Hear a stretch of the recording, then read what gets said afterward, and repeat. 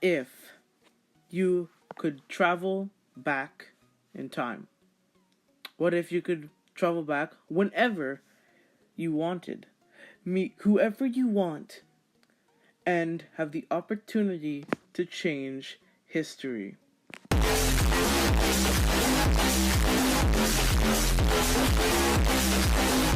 Oh, what's up, guys? Well, some of you maybe aren't my guys. Some of you have never seen my videos before. Go watch them, but that's not what this is about. This is about time travel, or a presentation, as you will, as is clearly seen at the top there. For my presentation, I'll be going back to the the 1870s in America and the USA. Why? Well, there's a certain man that invented a certain something that I won't spoil just yet.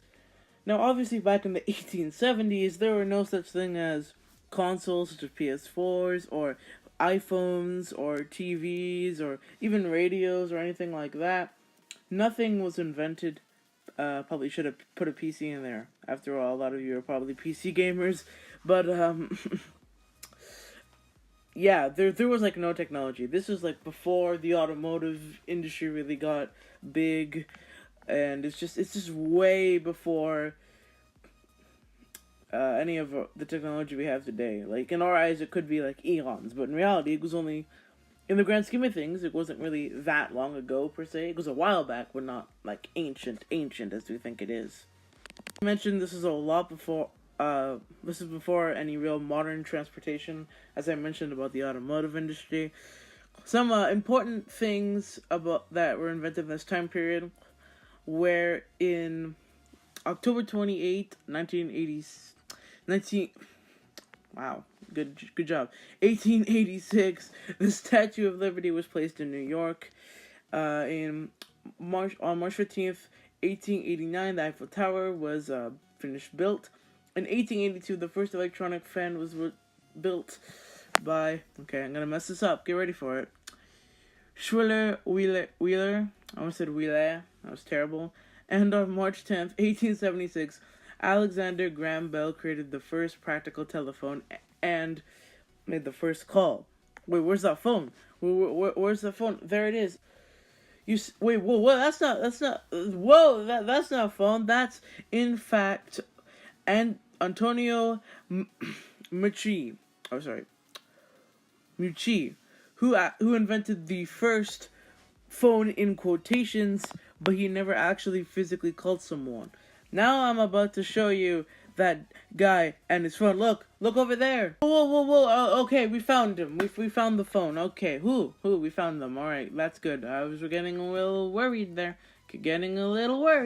Anyway, old phones were extremely difficult to operate.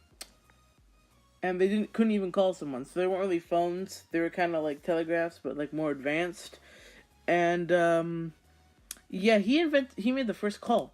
So what that basically means is he created the principle for phones of you talk and he hears, and which eventually led to smartphones, an iPhone or the Huawei thing, that weird Chinese Android phone, or Google phones or LG phones or whatever. And come on, let's be honest, we use them all the time. I'm not actually recording on one, but obviously back at this time, women and other races, they didn't have the rights. There was a lot more sexism and racism back then, and I don't really want to touch on that. It's a very sensitive subject, but just, to get everyone here a little bit, just a reminder that the rights and all that weren't the same as it is today by any means. The phone is not, or the first practical phone is not the only thing he invented. It is certainly the most famous one by far. Unfortunately for Bell, his two brothers died in 1870 to tuberculosis. These two brothers were Edward Charles Bell and Melville James Bell. These two, obviously, meant a lot to Bell because they were his brothers. And it wasn't just them, that had tuberculosis. Alex also had tuberculosis, and his parents were very worried that he was going to suffer the same fate. So they moved to Canada, and somehow, miraculously in Canada, Bell completely, fully recovered from tuberculosis. Bell, in fact, was not American born. He was born on March 3rd, 1847, in Scotland's capital, Edinburgh, and he moved to Boston, Massachusetts, in 1871. He didn't really have any success with his invention until he met this man, Thomas Watson, in 1874. The very first call was literally just him saying, "Mr. Watson, come here, I want to see you." And Mr. Watson heard it. Therefore, the first call was made. It was pretty epic. I think there's footage. I'm not sure if I'm going to include it, but you can look it up yourself because this thing is going to be really long. There's footage of Bell talking on the very first phone, and it's actually quite interesting if you want to look that up yourself. This presentation's already way too long. I need to stop rambling. Something's there.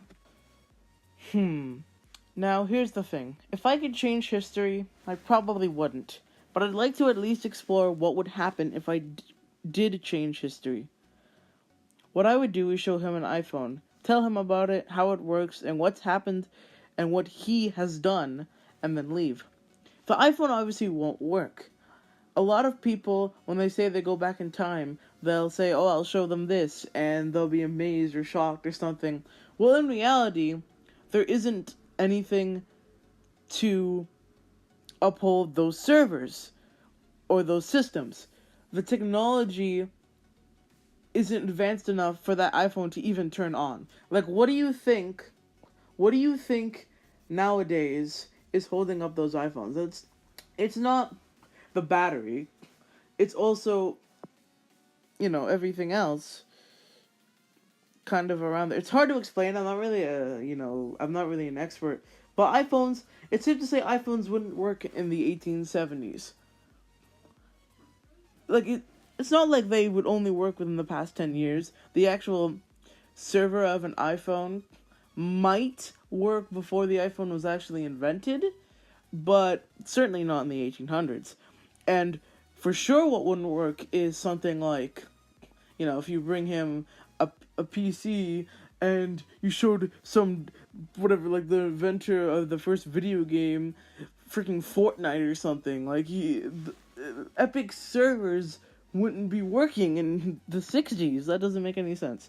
But anyways, he would be confused. He'd ask a lot of questions. A lot of mess-ups would happen. And though this is a worst-case scenario, I'm going to say that the technology of phones would be behind approximately 30 years. So, what would that mean?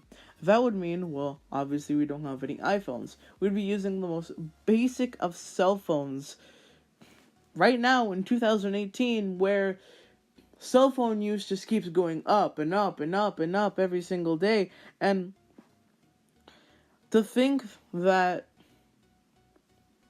we wouldn't be able to use our phones like we do today. We'd just be able to call people. We wouldn't even be able to text people. Oh my god, the insufferability of that. Absolutely terrible. And to top it off, you wouldn't have me making videos. And that is the worst thing in the world. That's terrible. No one would ever want that ever, right, guys? Right? You'd miss me, right?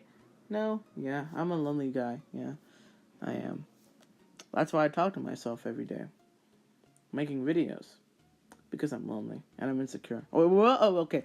Other technology would probably take a small step back due to this for about 5 years, which would, for me, have an impact on my day-to-day life, especially as I don't want to say an analyst, but as a guy that likes to look up the new technologies and know what the new technology is around the spectrum. It could affect my day-to-day life personally a little bit, but not to the extent that not being able to have an iPhone would be, or any, smartphone. That'd be terrible.